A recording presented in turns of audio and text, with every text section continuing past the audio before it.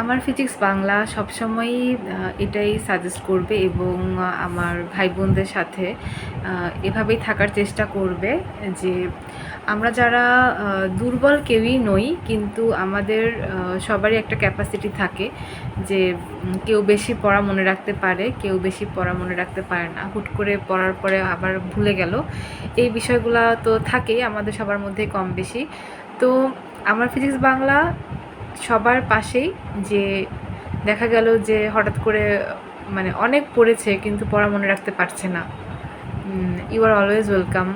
আমাকে নক করবে যে কীভাবে পড়া মনে রাখতে হবে বা টেকনিকটা কী, বা এমন কিছু স্টেটমেন্ট আছে যারা ফিজিক্সে আছো তারা জানবে যে বিবৃতিগুলো হচ্ছে আমাদেরকে হুবহুই লিখতে হয়, যে জুল কি বলল, থমসম কি বলল। হ্যাঁ, তো এগুলো আমার ব্যাখ্যাটা আমি আমার মতো করে দিতে পারি, কিন্তু স্টেটমেন্টগুলো তো তাদের কথাতে দিতে হবে। তো স্টেটমেন্ট করার মানে বলার ক্ষেত্রেও বা লেখার ক্ষেত্রেও কিছু স্টুডেন্টস আস্কিং থাকে যে আপু আসলে এত পড়ছি এত লিখছি তারপর মনে থাকছে না, তো এগুলো কিভাবে মনে রাখা যায় সেটার জন্য আমার ফিজিক্স বাংলা তোমাদের পাশে সবসময় থাকবে। তো আপাতত কাল আমি আসছি তাপ এবং তাপগতিবিদ্যার প্রথম চ্যাপ্টার তাপ ও তাপমাত্রা, যেখানে মোটামুটি তাপ এবং তাপমাত্রার বেসিক নিয়ে আলোচনা করা হয়েছে এবং যেখানে ক্যালোরি মিতি নিয়েও আলোচনা করা হয়েছে।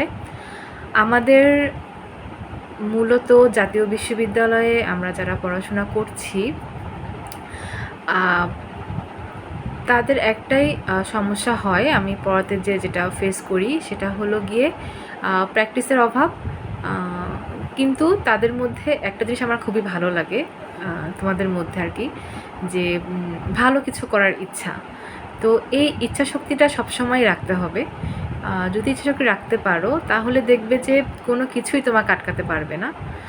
আর পাশাপাশি আমাদের যে নন মেজর সাবজেক্টগুলো আছে, কেমিস্ট্রি পড়তে হয়, ইংরেজি পড়তে হয়, ম্যাথ করতে হয়, সো এগুলার গাইডলাইন থাকবে অবশ্যই, কিন্তু মেন প্রায়োরিটি হিসেবে আমরা ফিজিক্সটাই দেখব। পাশাপাশি আমি যেটা করি যে পাশাপাশি আমি অন্য সাবজেক্টগুলোও হেল্প করি যাতে করে হচ্ছে পুরা সিজিটা আমাদের ভালো থাকে। সো বেস্ট অফ লাক, কাল দেখা হচ্ছে সবার সাথে, সবাই ভালো থাকো। আর হ্যাঁ, যদি মনে হয় যে আমার পড়াশোনা কিছুই হচ্ছে না, কালকে থেকে আমার পড়াশোনা স্টার্ট হবে, সো ওকে, দেন কালকে থেকে স্টার্ট করো, বাট ভালো করে করো।